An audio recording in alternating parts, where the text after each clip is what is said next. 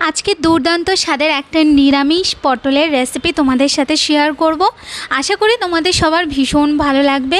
আর এটা তোমরা ভাত, পোলাও অথবা ফ্রাইড রাইস যে কোনো কিছুর সাথেই কিন্তু খেতে পারো। তো আজ আমি বানাচ্ছি নিরামিষ তিল পটল।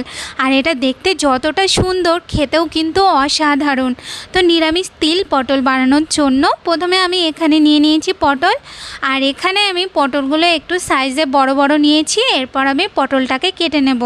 তো প্রথমে পটলের দুটো সাইড কেটে নিয়ে তারপরে পটলের চোকলাটাকে একটু ছাড়িয়ে নিতে হবে।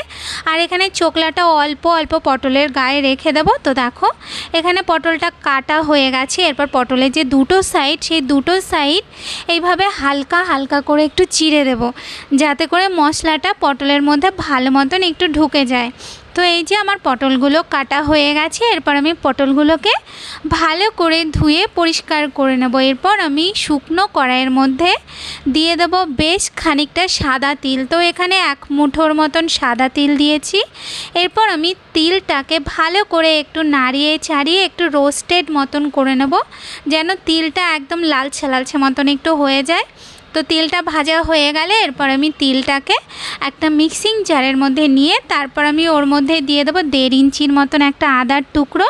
আর যেরকম ঝাল খাবে সেই বুঝে লঙ্কা দিয়ে এরপর আমি এটাকে প্রথমে শুকনো পেস্ট করব, তারপর ওর মধ্যে জল দিয়ে একটা স্মুথ পেস্ট বানিয়ে নেবো। এই যে দেখো পেস্টটা বানানো হয়ে গেছে। এরপর আমি কড়াইয়ের মধ্যে দিয়ে দেবো তেল। তো এখানে আমি সাদা তেলে রান্না করছি। তোমরা চাইলে সাদা তেল অথবা তোমরা সর্ষের তেলেও এটা রান্না করে নিতে পারো। এরপর আমি ওর মধ্যে দিয়ে দেবো লবণ। তো এখানে আমি একেবারেই লবণটা দিয়ে দিচ্ছি। লবণটা দিয়ে তারপর আমি ওর মধ্যে ধুয়ে রাখা পটলগুলো দিয়ে দেবো একে একে। পটলটা দিয়ে তারপর আমি পটলগুলোকে ভালো করে নাড়িয়ে চাড়িয়ে পটলগুলোকে ভালো করে একটু ভেজে নিতে হবে। আর এই পটলের রেসিপিটা কিন্তু তোমরা অবশ্যই একদিন হলেও বানিয়ে দেখো। এটা যখন রান্না করবে তখনই এটার যে স্মেলটা না, তাতেই বুঝতে পারবে যে এটা কতটা খেতে টেস্টি। তো এই যে দেখো পটলগুলো ভাজা হয়ে গেছে। পটলগুলো হালকা হালকা লালচে লালচে কালার যখন চলে আসবে তখন ভাববে যে পটলটা ভাজা হয়ে গেছে। এরপর আমি পটলগুলোকে একটা আলাদা পাত্রের মধ্যে নামিয়ে নেব।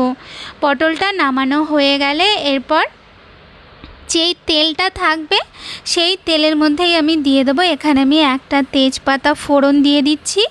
আর এখানে দিয়ে দিচ্ছি 1/2 চামচের মতন একটু মেথি ফোড়ন। আর দিয়ে দেবো 2টো শুকনো লঙ্কা ফোড়ন। এরপর ভালো করে একটু নাড়িয়ে চাড়িয়ে নেব। তারপর ফোড়নের থেকে যখন একটা সুন্দর গন্ধ বেরোবে তখন আমি ওর মধ্যে যে তিলের যে মশলাটা সেটা দিয়ে দেবো। আর ওই মশলার বাটিটা ধোয়া জল দিয়ে দেবো 1/2 কাপের মতন। এরপর আমি ওর মধ্যে দিয়ে দেবো পরিমাণ মতন একটু হলুদ গুঁড়ো। হলুদ গুঁড়ো কিন্তু একদম বেশি দেবো না, মানে অল্প অল্প দেবো। অল্প হলুদ গুঁড়ো দেবো, অল্প দেবো ওর মধ্যে কাশ্মীরি লঙ্কার গুঁড়ো। আর ওর মধ্যে আমি দিয়ে দেবো 1 চামচের মতন একটু চিনি। এরপর আমি ভালো করে এই মশলাটাকে একটু কষিয়ে নেব। মশলাটার থেকে যতক্ষণ না তেল বার হবে ততক্ষণ পর্যন্ত মশলাটাকে ভালো মতন একটু কষিয়ে নিতে হবে। তো এই যে দেখো মশলাটা কিন্তু একদম ভালো মতন কষানো হয়ে গেছে। এরপর আমি ওর মধ্যে দিয়ে দিচ্ছি দই। তো এখানে আমি 2 চামচের মতন দইকে একটু জল দিয়ে ভালো করে একটু ফেটিয়ে নিয়েছি।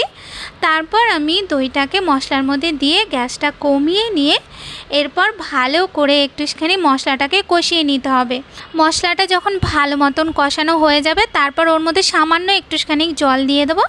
তারপর গ্রেভিটা ভালো মতন যখন একটু ফুটে উঠবে তখন আমি ওর মধ্যে ভেজে রাখা যে পটলগুলো সেই পটলগুলো আমি দিয়ে ভালো করে নাড়িয়ে চাড়িয়ে এরপর এটাকে হতে দেবো 3-4 মিনিটের মতন। 3-4 মিনিট যখন হয়ে যাবে, যখন দেখবে যে গ্রেভিটা কম রাখবে না বেশি রাখবে, মানে যখন প্রায় হয়ে যাবে মতন, তখন আমি ওর মধ্যে একটু কাঁচা লঙ্কা দিয়ে দেবো। কাঁচা লঙ্কা দিয়ে নাড়িয়ে চাড়িয়ে একটু ফুটিয়ে নিলেই আমাদের তিল পটল কিন্তু একদম রেডি। তো এই রেসিপিটা অবশ্যই ট্রাই করো। ভালো লাগলে লাইক কমেন্ট করতে ভুলো না। আজকের মতন তাহলে টাটা।